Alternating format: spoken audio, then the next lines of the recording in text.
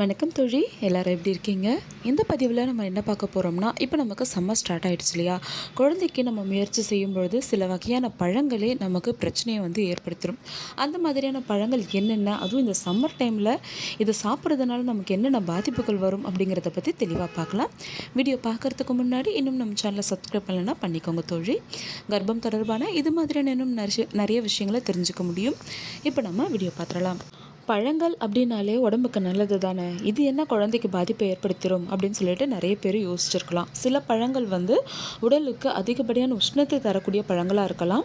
சில பழங்கள் ரத்தத்தில் அதிகப்படியான சர்க்கரை தரக்கூடிய பழங்களாக இருக்கலாம். இந்த ரெண்டு பழங்களுமே ப்ரெக்னென்சிக்கு பிளான் பண்ணுறவங்க அளவுக்கு அதிகமாக எடுத்துக்கக்கூடாது. இந்த சம்மர் சீசனில் நமக்கு அதிகமாக கிடைக்கக்கூடிய மாம்பழம், பழாப்பழம், அதே சமயத்தில் வாட்டர்மெலன் கூட நிறைய பேர் தண்ணி தாகத்தினால வெளியே எங்கேனாச்சும் போகிறோம் அப்படின்னா நிறைய கரும்பு ஜூஸ் எடுத்துப்போம். ஸோ இது எல்லாமே பார்த்திங்கன்னா, இந்த பழங்கள், இந்த ஜூஸ் எல்லாமே பார்த்திங்கன்னா ரத்தத்தோட சர்க்கரை அளவை அதிகரிக்கக்கூடியது தான். இப்போ மாம்பழம் எடுத்துக்கிட்டோம்னா எவ்வளோ டேஸ்ட்டாக இருக்குது, எவ்வளோ ஸ்வீட்டாக இருக்குது. ஸோ அந்த சர்க்கரை எல்லாமே நம்ம ரத்தத்தில் தான் கலக்கும். ஒரு நாளைக்கு ஒரு மாம்பழமோ அல்லது 2 சுளை பலாப்பழமோ எடுத்துக்கிறது உங்களுடைய ரத்த சர்க்கரை அளவை அதிகப்படுத்தாது. ஆனால் சில சமயத்தில் நமக்கு ரொம்ப பிடிச்ச பழம் அப்படிங்கிறதுனால ஒரே நாளைக்கு 3 பழம் 4 பழம் இந்த மாதிரிலாம் சாப்பிடுவோம். அதுவும் கரெக்டாக ஓவலேஷன் டைம்லேயோ இல்லை நமக்கு பீரியட் தள்ளி போகிற டைம்லேயோ இந்த மாதிரி இந்த அதிகப்படியான மாம்பழமோ பலாப்பழமோ அல்லது அன்னாசி பழமோ பப்பாளி பழமோ எடுத்துக்கும் பொழுது என்ன ஆகும்னு பார்த்திங்கன்னா, பாடி ஹீட் இன்க்ரீஸ் ஆகும். அதையும் தாண்டி இன்னொரு முக்கியமான விஷயம் இருக்குது. அன்னாசி பழம், பப்பாளி பழத்துலலாம் இருக்கக்கூடிய ஒரு கெமிக்கல் பெண்ணினுடைய கருப்பை வாயை சாஃப்ட் ஆகும். ஸோ அதனால தான் ப்ரெக்னெண்ட்டாக இருக்கிறவங்க, ப்ரெக்னென்சிக்கு பிளான் பண்ணுறவங்களாம் அன்னாச்சி பழம், பப்பாளி பழம் அதிகமாக எடுத்துக்கக்கூடாதுன்னு சொல்லுவாங்க.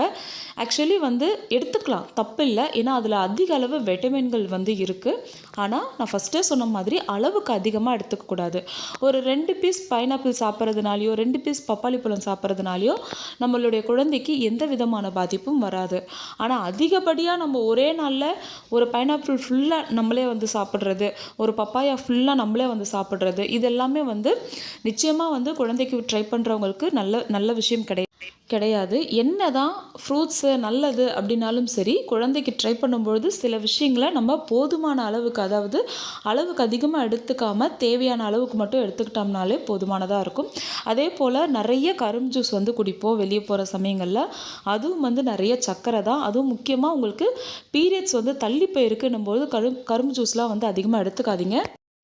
தர்பூசணி பழமே கூட அளவுக்கு அதிகமாக எடுத்துக்கக்கூடாது. இது என்ன பண்ணும்னு பார்த்தீங்கன்னா, சில சமயத்தில் நமக்கு டயேரியாவே ஏற்படுத்தும். உங்களுக்கு பீரியட்ஸ் தள்ளி போயிருக்கு அப்படிங்கிற சமயத்தில் இந்த மாதிரி டயேரியா மாதிரியான பிரச்சனைகள் உங்களுக்கு வரும்பொழுது உங்கள் பாடி வீக் ஆகும். ப்ரெக்னென்ட் லேடி எப்போவுமே வீக்காகவே ஆகக்கூடாது.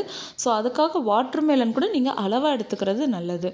நீங்கள் ப்ரெக்னென்சிக்கு பிளான் பண்ணுறீங்கன்னா எந்த ஒரு உணவாக இருந்தாலுமே அளவோடு எடுத்துக்கும் பொழுது நிச்சயமாக அதோடைய சத்துக்கள் நமக்கு கிடைக்குமே தவிர அதோடைய பாதிப்புகள் நமக்கு வராது. நிறைய நீர் காய்கறிகளை இந்த சம்மர் டைமில் எடுத்துக்கோங்க. வாரத்துக்கு 2-3 இளநீ எடுத்துக்கலாம். எண்ணெய் தேய்ச்சி குளிக்கிறது, இதெல்லாமே நம்ம செய்யும் பொழுது நம்மளுடைய பாடி ஹீட் இன்க்ரீஸ் ஆகாமல் இருக்கும். அதிகமாக ஜூஸ் குடிக்கிறத விட தண்ணி நிறைய குடிங்க. எந்த அளவுக்கு நமக்கு பாடி ஹீட் ஆகாமல் இருக்கோ, பாடி டீஹைட்ரேஷன் ஆகாமல் இருக்கோ அந்த அளவுக்கு நம்ம பேபி ஹெல்த்தியாக வளருவாங்கங்கிறத மனசில் நல்லா பதிய வச்சுக்கோங்க. இந்த பதிவு பிடிச்சிருக்கோன்னு நான் நம்புகிறேன். வீடியோ பிடிச்சிருந்தேன்னா மறக்காமல் ஒரு லைக் பண்ணுங்கள் தோழி. அடுத்த ஒரு பதிவில் சந்திக்கலாம். நன்றி.